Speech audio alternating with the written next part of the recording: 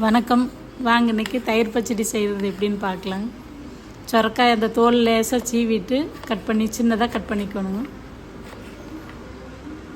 Cut பண்ணி வடச்சட்டியை வச்சு எண்ணெய் ஊற்றி கடுகு கருவேப்பிலை போட்டு கடுகு உளுந்தம்பருப்பு கடலைப்பருப்பு போட்டு நல்லா பொரிஞ்ச பிற்பாடு ஒரு வெங்காயம் நல்லா பெருசாகவே போட்டு நல்லா வணக்கிக்கலாங்க. பச்சை மிளகா போட்டுக்கலாங்க.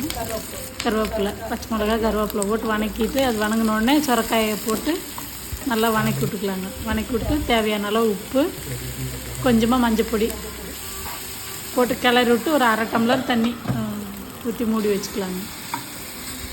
நல்லா வணங்கிட்டுன்னு தேங்காய் துருவி போட்டு கிளறி விட்டு நல்லா சூடு ஆறிடணும். சூடு ஆறின பிற்பாடு வீட்லேயே தயிர் போட்டு வச்சுருந்த தயிர் அதை நல்லா போட்டு கிளறி விட்டு எடுத்து சாப்பிட்றத தயிர் பச்சடி சூப்பராக இருக்குங்க.